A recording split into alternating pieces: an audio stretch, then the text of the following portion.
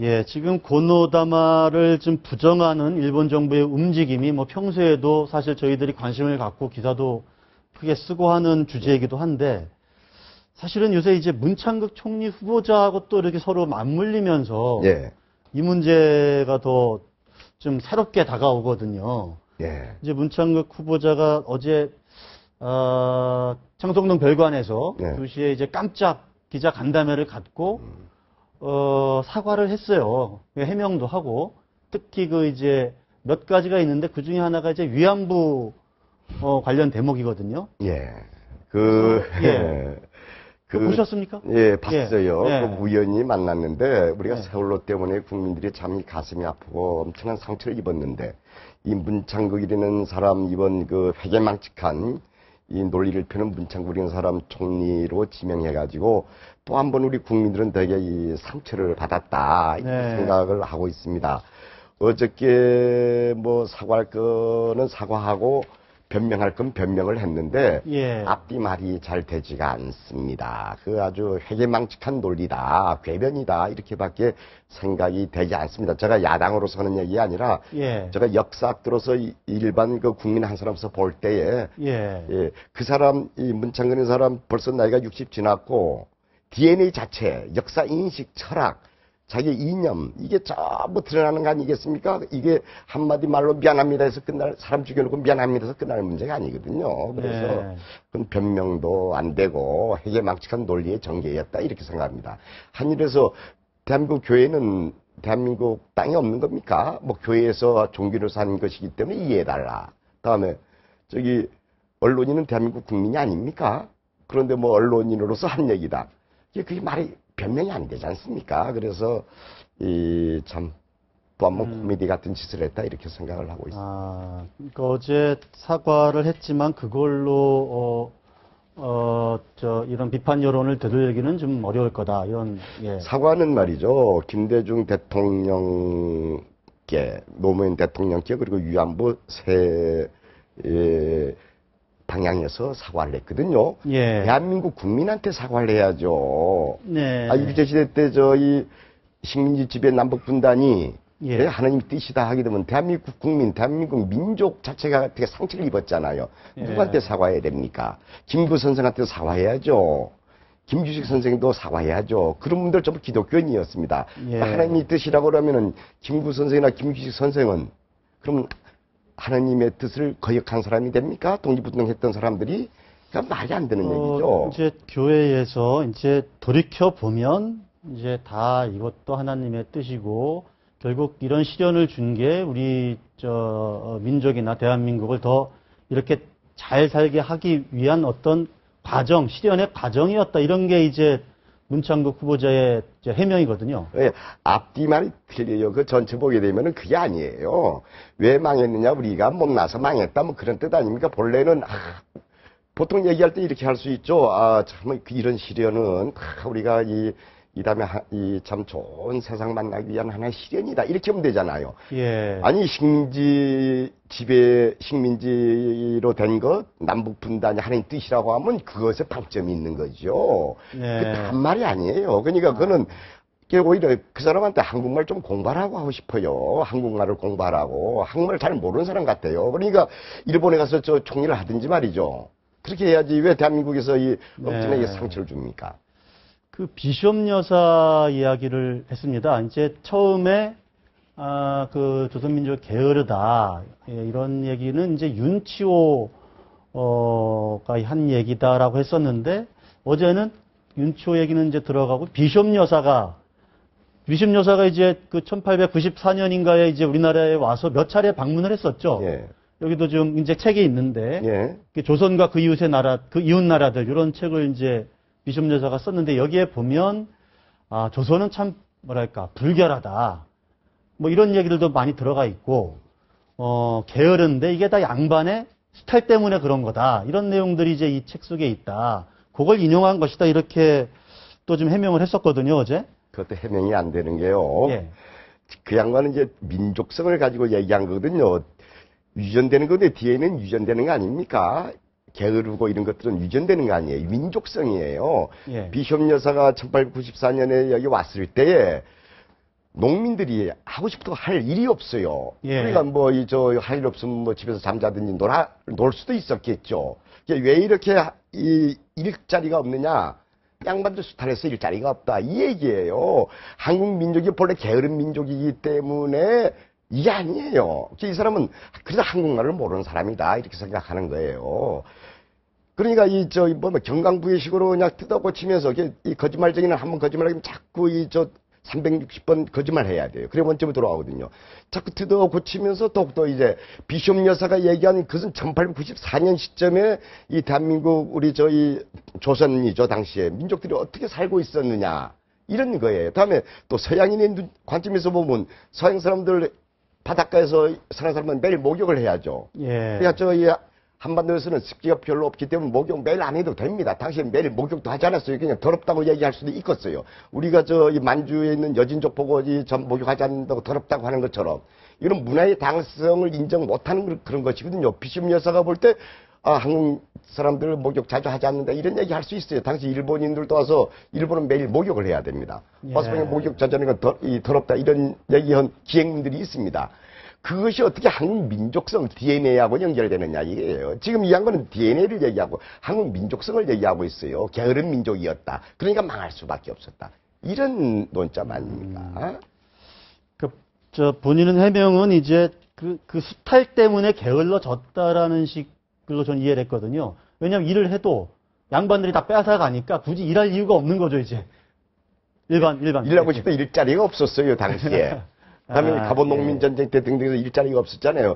그 사람이 한 얘기는 그게 아니에요. 진실은 한국 민족은 본래 게을러가지고서 망할 수밖에 없었다. 여기에 방점이 있는 거예요.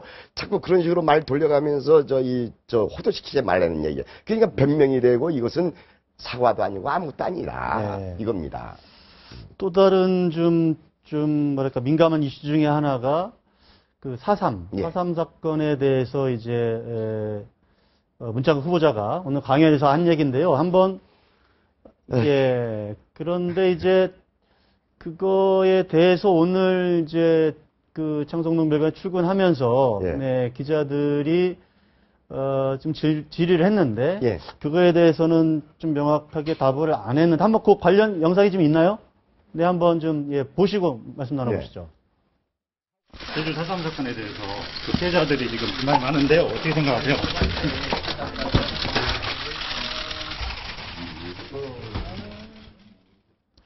예. 4.3 사건을 이제 폭동이라고 그랬죠? 폭동. 예. 폭동이고, 공산주의자라는 표현을 썼고요. 예. 저 사람 보니까 공부 하나도 안 한 사람 같아요. 어떻게 대언론인이었죠? 1999년 이후에 네. 4.3의 진상규명 명예회복이 어떻게 되어야했는가 쭉 알아야죠. 예. 언론이었으면 당연히 알았을 텐데 전혀 그게 없어요. 자, 진상규명에서 이것은 이 국가 공권에 의한 민간인 학살인 게 증명 입증이 되었고 여기서 대통령이 사과까지 했습니다. 2003년에 예. 대통령 사과했죠. 예, 했는데 그거 전부 무시하고서 폭동이다. 뭐 이거예요. 그러니까 공부 하나도 하지 않는 저런 사람이 어떻게 대한민국의 국무총리가 될 수 있냐. 또 하나 더 심각한 건 말이죠. 지금 이 총리가 4.3 진상규명위원회 위원장입니다. 위원장으로 돼 있습니다. 그렇죠. 예. 그럼 역사를 거꾸로 돌리겠다는 얘기 아니에요? 저런 사람이 어떻게 될 수 있어요? 그뿐만이 아니라 이 일제강점기 등등 여러 가지 과거사 정리하는 위원회가 있습니다. 총리실 산하에 전부 위원장을 맡고 있어요. 총리가 역사가, 이제 예. 겸임을 총리이기 때문에 당연히 위원장이 돼 있는데 네. 전부 역사를 거꾸로 바꿔놓을 것이다. 나 제발 한 개인 보고 뭐 저보다 대학 2년이가 선배라는 것 같던데 좀 공부 좀 하십시오. 이렇게 좀 인간적으로 좀 얘기를 하고 싶어요. 너무너무 세상을 모르잖아요. 뭐랄까 공산주의 그러니까 반공 이런 의식이 좀 강한 것 아닌가 이런 생각이 좀 드는데요. 그러니까 이제 뭐랄까 기독교이시면서 네, 철저한 반공주의자. 예, 기독교 우파라고 친미 할까요? 반공주의자. 네. 철저한 친미 반공주의자. 본인은 나는 친미를 하자는 게 아니다 이런 말씀을 또 하셨어요. 아니. 예. 얘기했더군요. 6.25 전쟁 이야기하면서 미국을 붙들기 위해서 예. 해서 아주 철저한 뼛속같이 친미 반공주의자다 뭐 얘기할 수 있는데 문제는 친미도 좋고 반공도 좋은데 진실은 제대로 알고서 자기 철학을 가져야 된다 이거예요. 네. 어떻게 정상적으로 한국의 지식인의 사람이 대언론이 된 사람이 저렇게 한심만 그 사실관계도 확인하지 못하면서 얘기할 수 있게. 아까 동영상 해봤는데 지금 할 얘기 없으면 도망가는 것 같아요. 예? 아마 그 앞에도 질문이 몇 개 있었는데 네. 이제 저 질문을 들으면서 이제 그 엘리베이터를 탄 게 마지막인데요. 아마 또 어떤 시점에서 그거에 대한 해명이 나오지 않을까 싶은데 한번 네. 기다려 보겠습니다. 예. 어쨌든 이제 청와대에서는 문창극 총리 후보자의 청문 요청서를 내일 제출을 하는데요. 일단은 그렇게 되면 일단 청문회 정식으로 청문 요청이 갔으니까 국회에서는 이제 청문 특위를 구성을 해야 되고 뭐 박지원 의원이 청문 특위 위원장을 맡을 거다 이렇게까지 보도가 돼 있는 상황인데 네. 뭐 일단 청문회를 할 수밖에 없는 상황이 되는 거 아니겠습니까? 아니, 저는 그렇게 생각을 하지 않고요. 우리가 정략적으로 접근할 문제는 아니라고 생각합니다. 이 문제는 대한민국이라고는 이 큰 배 어떻게 운영해 나갈까, 이 국민들의 상처를 어떻게 보듬어 줄까 하는 차원에서 대통령도 야당도 여당도 접근해야 된다. 이 문제에서 우선은 문창극 후보자는 박근혜 대통령을 위해서 자진 사퇴해야 됩니다. 대한민국 국민들을 이제 사과하는 의미에서 자진 사퇴해야 되고, 박근혜 대통령은 이런 사람을 지명한 것에 대해서 국민에게 사죄를 해야 됩니다. 사죄를 하고서 처리해야 됩니다. 이것이 우선 가장 좋은 방법이고요. 만일에 그게 안 됐을 때는 국회에서 청문회를 열어가지고 문창극이라는 사람의 역사 인식부터 과거 한판에 대해서 전부 국민한테 알려야죠. 그 결과는 국민이 이제 판단을 할 것입니다. 그러니까요. 이제 국민이, 저는 그렇게 됐을 때 국민이 또 한 번 상처를 입기 때문에 갑갑해서 그래요. 그리고 진짜 박근혜 대통령을 존경하고 한다고 하면은 자신 사퇴하라. 국민에게 진짜 사과할 마음이 있다 그러면 자신 사퇴하라. 이것이 최선의 방법이고, 최악의 경우에는 청문회로 가야지. 그건 전 최악의 경우라고 봅니다. 최악의 청문회에 가가지고 이런 것들이 전부 드러났을 때 국민이 또 한 번 얼마나 상처를 입겠어요. 이제 그동안에 나온 여러 가지 글이나 뭐 칼럼이나 강연이나 이런 내용들을 놓고서 다시 한번 보고 또 그러니까 전체를 다 봐야겠죠. 그리고 그거에 대해서 뭐 글을 쓰게 된 배경이나 총리 후보자의 말 들어보고, 그러고 나서 이제 각 청문특위위원들이 판단을 하고 표결을 하고 국민도 판단하고. 국민이 판단할 것입니다. 저는 그렇게 봅니다. 총리 청문회는 전부 생방송 되지 않습니까? 많은 국민들이 볼 거예요. 저는 여기에서 그렇게 됐을 때 국민들이 되게 가슴 아파할 것이다. 이 부분에서 오히려 저는 저 가슴이 아파서 빨리. 또 하나는 말이죠. 우리 대통령께서도 잘 하셔야 됩니다. 왜 잘해야 되는 거니까, 박정희 대통령이 일본 군관학교 출신, 일본군 장교 출신 아닙니까? 오히려 박근혜 대통령 오해를 받을 수 있어요. 대통령께서 지금 일본 문제 아주 냉정하게 잘해가지고 이 국민들한테 박수를 받고 있습니다. 일본의 아베 정권에 대해서 아주 단호하고 원칙적인 입장을 가지고 하고 있는데, 만일에 일본에 가서 장관을 했으면 좋을 사람, 일본에 가서도 보통 사람이 아니고 아주 구구화된 정치인에 지나지 않아요. 일본 가서 한다 하더라도. 그런데 이렇게 됐을 때 또 한 번 이 친일파 논쟁이 또 나오지 않겠어요? 이건 박근혜 대통령께 아주 저는 짐이 될 거로 생각합니다. 때문에 총리로 지명했지 않느냐 이렇게 나오지 않겠습니까? 보통 사람들이. 그래서 이 박근혜 대통령을 위하는 마음이 진정이 있다고 하면은 빨리 하고, 대통령께서도 이 친일파 논쟁에 다시 휘말리는 거 벌써 7년이 지났지 않습니까? 청와대에서는 저런 칼럼까지 다 아마 이런 재산이라든지 병역이라든지 이런 이쪽에도 주안점을 뒀던 것 같고, 아마 뭐 이런 뭐 강연이라든지 이런 거는 뭐 청와대 사전에 검증까지 안 된 상황이었던 걸로 청와대 내부에서 그렇게 이야기를 하고 있는 상황입니다. 그렇죠. 만일에 김기춘이라는 분이 비서실장으로서 인사청문위원장 아닙니까? 그런 것까지 알고서 했다고 하면은 그분도 똑같죠. 제가 DNA를 갖고 있어요. 문 후보자를 변호하자는 건 아닌데, 이제 본인은 글을 쓰면서 그 길이라는 표현을 썼습니다. 그 길. 그러니까 친일이 아니고 이게 진정한 그 길이다. 이런 표현을 쓰면서 근데 위안부 문제 같은 경우도 독도에 대해서는 강하게 우리가 주장하되 위안부 배상 문제는 더 거론하지 말자라든지 이런 식으로 이야기를 했거든요. 그러니까 극일과 친일의 경계랄까? 구분.